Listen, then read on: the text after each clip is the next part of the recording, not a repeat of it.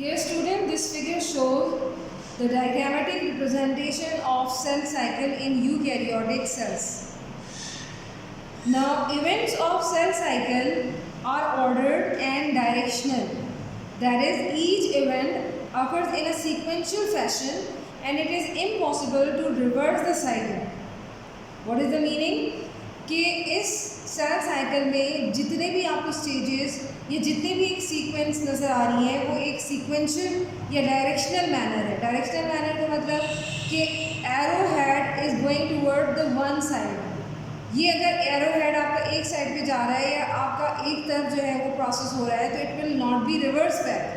So not only this but it is unidirectional. It is not only ordered but also the directional. What is the meaning of directional? कि ये एक ही sense में तमाम जो है वो प्रोसेसेस या स्टेप्स हो रहे हैं. ये रिवर्स बैक नहीं हो सकते. और अगर आप किसी भी साइकिल की बात करें तो साइकिल का मतलब ये होता है कि जहाँ से आपने स्टार्ट किया है वहीं पर आपने इसको लाके ख़त्म भी करना है. So suppose this is your parent cell. अभी हम ये कंसिडर करें कि ये हमारा अभी फ़िलहाल दो सेल नहीं है बल्कि ये एक पेरेंट सेल है और ये सेल डिवाइड होने के मरहले यानी सेल साइकिल से गुजर रहा है. So first it enters into the longest phase that is the interphase. And what is the first phase of the interphase? First phase of interphase is G1 phase. So suppose this cell undergoes G1 phase where you have seen the remarkable changes inside the cell.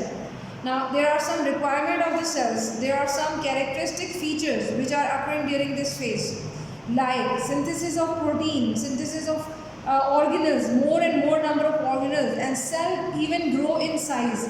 Cell even size में भी बढ़ता चला जाता है.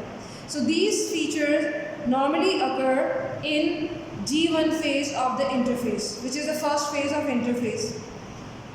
Now what happens afterwards, or what happens during G1 phase? As you can see that this is a cell in which you can see the nucleus, and you can also observe the chromosome with one or single chromatid along with this single chromosome, and some number of organelles which are increasing continuously inside the cell. So these main features are actually taking place during G1 phase. Now afterwards, G1 or after passing the G1 phase, cell enters into the next phase which is called S phase. And what happens during S phase? As you can see clearly here that single chromosome is duplicated here. Why it is duplicated? Because during S phase, those enzymes were utilized which were produced earlier in the G1 phase. So during S phase, not only the duplication of the chromosome occurs, but also cell grows in size. Now what happens after this S phase of interphase? During S phase, you can see different changes which can also be continued, which will be continued in the next phase. And what is the next phase here? I am going to write here the name, G2 phase. Now the cell enters into the G2 phase.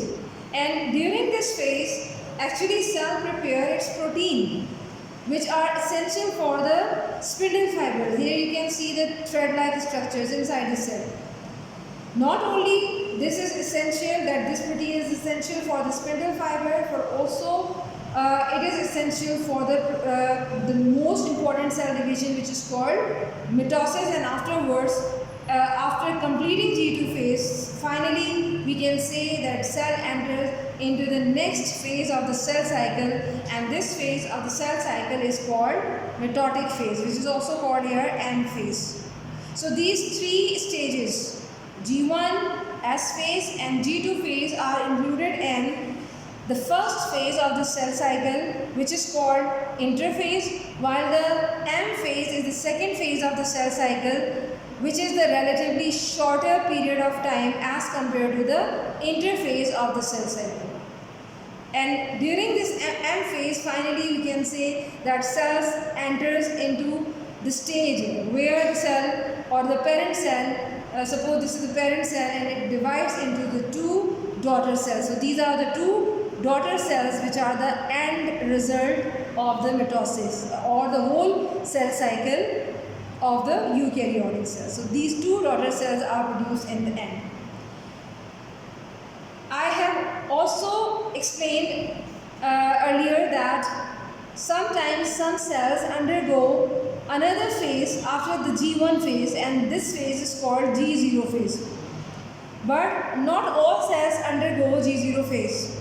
So what is this G0 phase? G0 phase is actually the resting condition of the cell in which the cells stop dividing.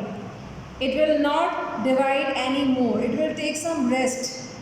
And some cells remain in the G0 phase for the longer period of time, including the nerve cell, while the some cells undergo semi-permanently or temporarily, and these cells include liver cells and the kidney cells. While many cells do not undergo, in with the epithelial cells are the common cells which do not undergo the G0 phase, they will continue to divide throughout the life of the organism.